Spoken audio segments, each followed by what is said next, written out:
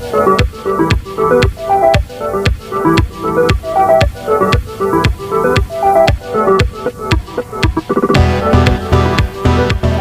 tao din po kami, nasasaktan, nasisiyahan sa kung ano man po yung sinasabi ninyo tungkol sa amin. Welcome po dito sa Leores Vlog on YouTube channel. Atin pong bibigyan ng reaksyon ang pahayag na ito ng aktres na si Miss Kim Chiu tungkol po sa nangyaring insidente sa kanya nang maambos ang kanyang sasakyan ng riding in tandem at tagtarin ito ng walang bala ng baril. At sa pangyaring yan ay nalagay sa panganib ang buhay ng aktres na si Miss Kim Chiu. At pagkatapos pati ng insidente na yan ay naglabasan ang mga intriga na ang pangyayaring yan ng ambos kay Miss Kim Chiu ay isang malaking drawing lamang ayon sa retired na broadcaster na si Mr. Sonsa. Kaya naman, ang bagay niya ay naging palaisipan kay Miss Kim Chiu kung bakit nagawa yan sa kanya ang taong yan at nasabi na ang ambush na yan na naglagay sa peligro sa kanyang buhay ay sinasabi nitong malaking drawing lamang. Ito yung pinost ni Sonsa sa kanyang FB account. Ang sabi niya, ang kwento daw ni Kim, nakatulog ako sa biyahe, lulan ng aking bulletproof van habang binabagtas ang Katipunan Avenue, Quezon City. Dito pa lang, dito pa lang sa post na to, Sonsa ay hindi na siya nagsasabi ng totoo. Wala po ang binabanggit si Miss Kim Chiu na ang kanyang sasakyan ay bulletproof. Sa nagsasabi na bulletproof yung sasakyan ko, hindi po bulletproof yung kotse ko. Mr. Drawing Sonsa, hindi bulletproof ang sasakyan ni Miss Kim Chiu. Ilagay mo yan sa kukote mo. Ilagay mo yan sa natuyuan mong kukote. Anong pumasok sa kukote mo at nasabi mo na bulletproof ang sasakyan ni Miss Kim Chiu? Na ang katotohanan ay hindi naman. Nagpahayag kang fake news. Marami tuloy naniwala sa iyo mga netizen na bulletproof ng sasakyan ni Miss Kim Chiu. Paano sasabihin bulletproof? Tumagos na ang bala. Pumasok na sa loob ang bala. Yung ba ang bulletproof? Anong kalokohan ng naisip mo na yan, Mr. Sonsa?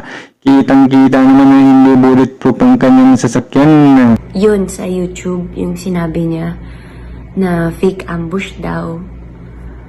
Sobra akong nabothered. Parang nasabi ko talaga sa sarili ko, bakit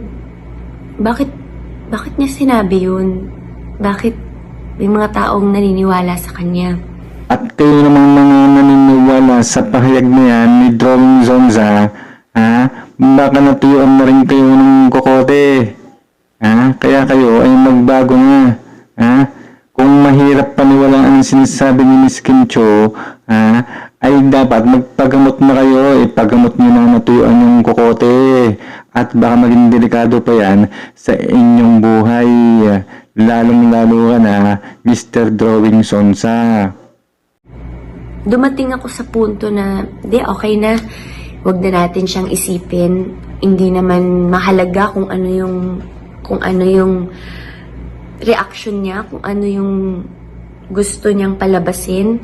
Basta ang mahalaga, wala hong nasaktan sa amin, walang casualties. Kay Miss Kim Chiu ay hindi na mahalaga kung ano pa ang sasabihin nitong si Mr. Drawing Sonsa at kung ano pa rin ang sasabihin ng mga haters and bashers.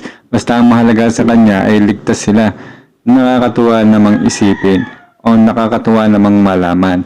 Pero itong mga haters and bashers si Mr. Sonsa, hindi sila makontento. Puro paninira at kasinungalingan ang kanilang mga sinasabi.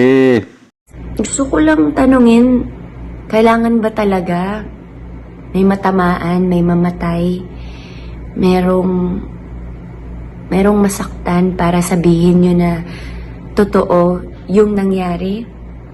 Ayan, Mr. Sonsa. Ayan, mga haters and bashers. Kailangan pa bang may mamatay?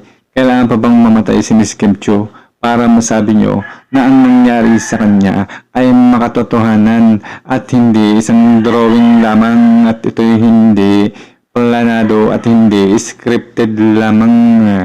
Dahil unang-una, hindi ko ilalagay sa panganib ang buhay ng kahit na sino para lang sa publicity.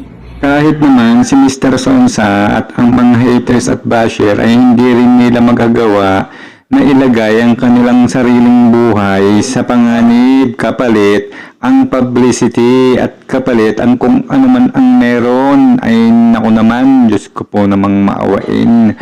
Bakit naman ganyan ang inyong mga kaisipan? Ay naku naman. Hindi ko alam bakit may mga tao na nag-iisip ng mga ganong bagay. Sana magpasalamat na lang tayo na walang nasaktan sa amin. Mas marami pa ang mga mabubuting tao na natutuwa at si Miss Kim Chiu ay nakaligtas at nalampasan niya ang sakunang yon ng ambush mula sa riding in tandem. After nung nangyari, after nung gabi na nakarating na ako sa kung saan ako nagstay nung araw na yun, biglang nag-text sa akin yung isa sa mga boss namin na nag-message daw yung dapat na para sa kanya yung bala. Na pakisabi daw sa akin na pasensya, pakisabi daw sa akin na wag daw ako mag-alala dahil hindi daw para sa akin yung bala. Para akong nabunutan ng tinik, para akong nabuhusan ng malamig na tubig. Hindi ko alam yung nararamdaman ko dahil na ang daming tumakbo sa isip ko na paano kung tumama sa akin, hindi para sa akin. Mistaken identity pala ang sinasabing ito ni Miss Kim Chiu na tumutugma naman sa investigasyon ng mga kapulisan na ang balang yan ay hindi pala para kay Miss Kim Chiu kundi para sa ibang tao. Lastly, gusto ko rin ikwento tong side na to na akala ko yung milagro sa mga may sakit lang nangyayari.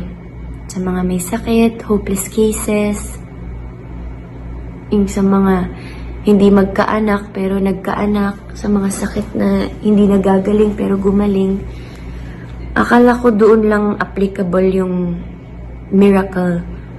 Pero yung nangyari sa akin,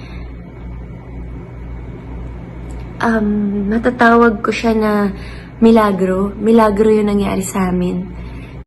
Mas kapuri-puri pa na isipin natin na ang pangyayari kay Miss Kim Chiu ay galing sa Panginoon at ito ay isang milagro dahil kayang-kayang gawin niya ng ating Panginoon.